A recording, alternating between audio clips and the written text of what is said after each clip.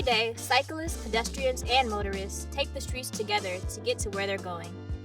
And while our modes of transportation are different, the objective is the same: to arrive at our destinations safe and healthy. And whether we are cycling alone or with a group of friends, there are a number of new facilities that, when navigated properly, makes the commuting process smoother and safer for all.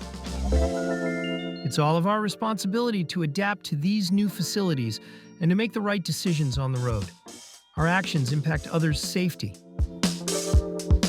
I'm excited to go to the park today, but I'm a little nervous. But I know that the new street facilities are there to keep me safe.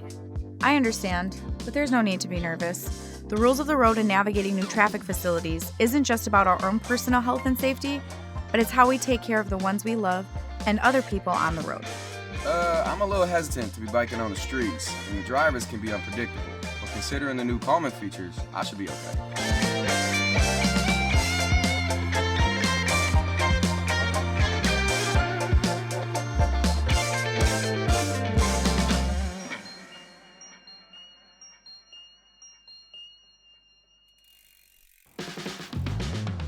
So I was thinking we'd take a new route to the park today. I heard there is a new separated bike path and a parking protected bike lane along the way.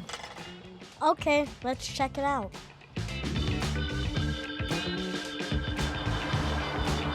This is fun. This is a raised bicycle path. These put us above and away from faster moving vehicles. Raised bike paths are dedicated protected spaces designed for cyclist comfort and safety. Many are paired with greenscaping between bike paths, motorways, and sidewalks. They also keep motorists from easily entering the cycle track compared to the parking protected lanes. They can also reduce the width of the street, slowing traffic. It feels good to ride on the elevated bike path. It separates us from traffic and leaves a sidewalk for people on foot or with other mobility device needs, like wheelchairs or canes.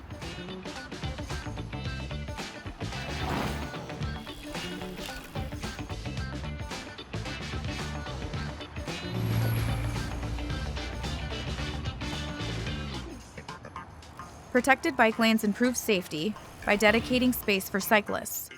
They make users more comfortable by greatly reducing the risk of collision with overtaking vehicles. They also reduce the risk of dooring, which is a person on a bike being hit by a driver opening their car door, and the risk of the doored rider being run over by passing drivers. The protected bike lane reduces my crossing time and shields me from drivers. There are still dangers in crossing intersections, and I want to look both ways for any traffic before crossing, even if it's a one-way bike path. Turning drivers are still a danger. They should be moving at a reduced speed across the gap in the parking protected bike lane. I'll keep an eye out as we approach the intersection and look left and right before I get to the intersection. Remember, these new street features are here to keep our community safe. So the next time you're out for a walk, a drive, or a bike ride, be sure to look out for one another and keep our streets friendly for everyone.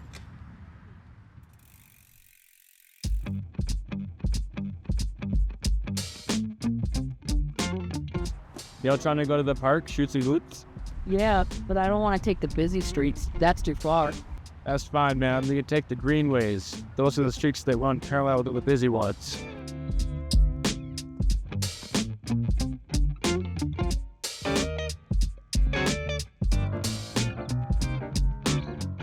All right, let's go.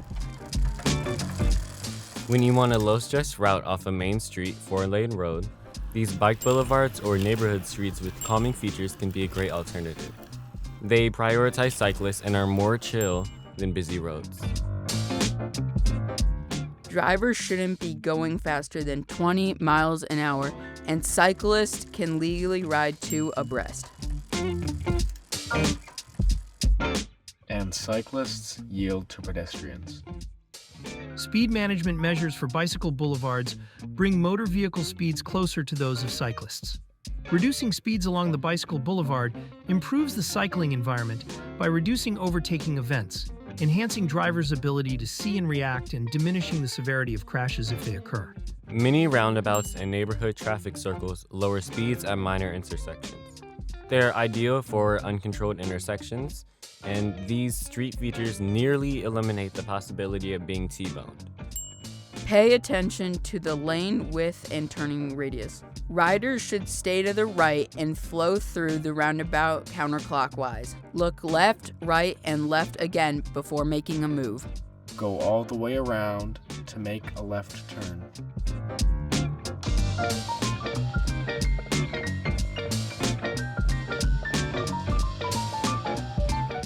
Be sure to look out for one another and keep our streets friendly for everyone. Keep in mind, these new street features are designed to help protect everyone in our community.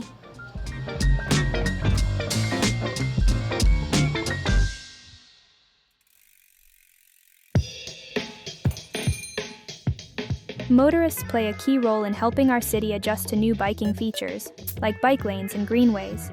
By being aware of these changes and adapting to them, drivers help create a safer, more connected community. I should always be on the lookout for other motorists, cyclists, pedestrians, and motorcyclists. Up ahead is a crosswalk where the bike trail crosses a 4-lane road. I should be extra careful and slow down as I approach the intersection. All motorists need to be looking ahead. If a car in front of them stops, they should ask themselves, "Why is that car stopping?" and proceed with caution. Always yield to pedestrians.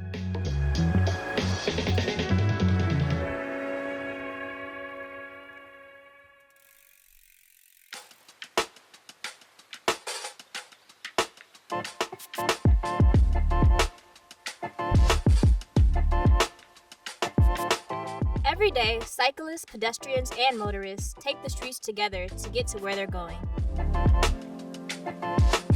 It's important for motorists to be mindful of cyclists because we all share the road and deserve to travel safely.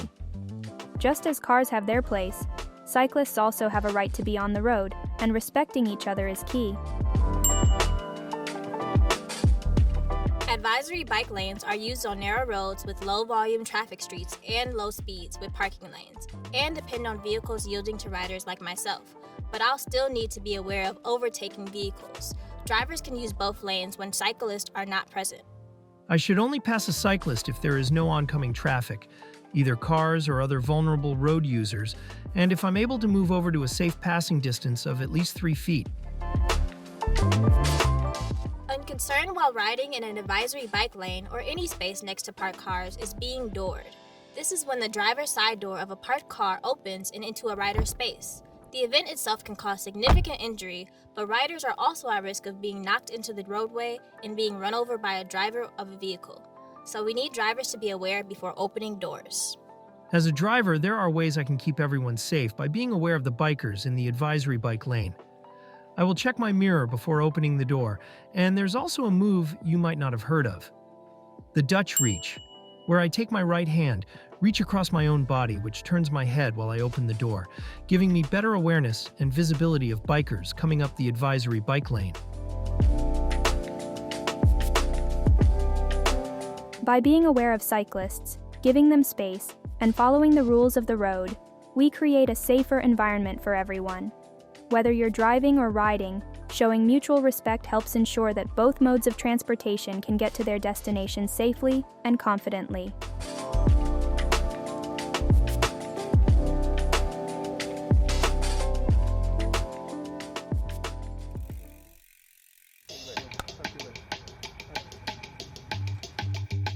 E-bikes are legal vehicles of the road and trails, and same as an acoustic bicycle as far as the law is concerned.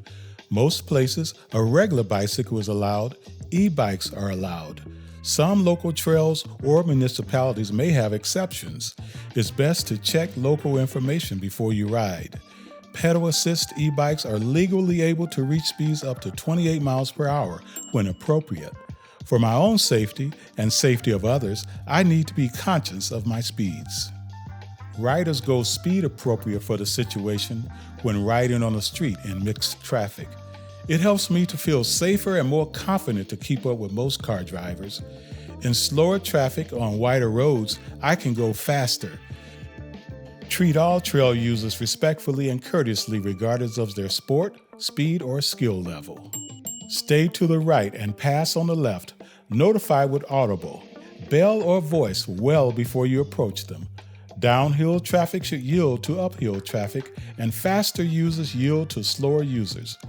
Always look back over your shoulder before changing positions on the trail. Have hands on brakes and slow down and prepare to stop. Tap your brakes occasionally. And while our modes of transportation are different, the objective is the same: to arrive at our destinations safe and healthy.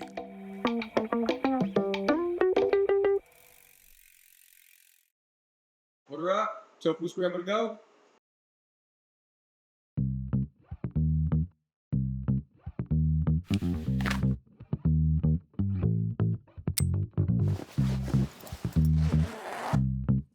I'm a little hesitant to be biking on the streets, and the drivers can be unpredictable, but considering the new calming features, I should be okay.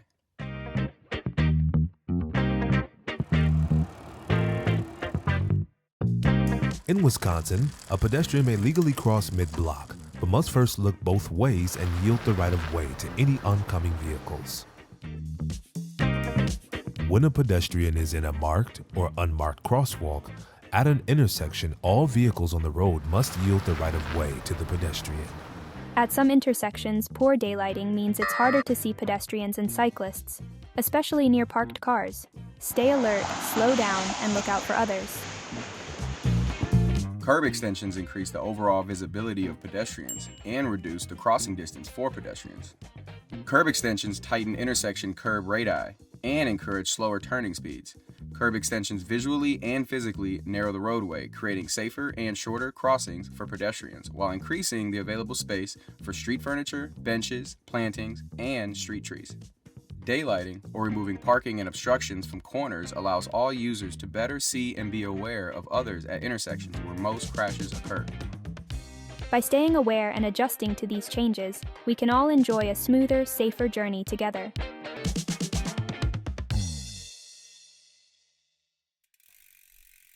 The Wisconsin Bike Fed is your statewide nonprofit bicycle and pedestrian education organization.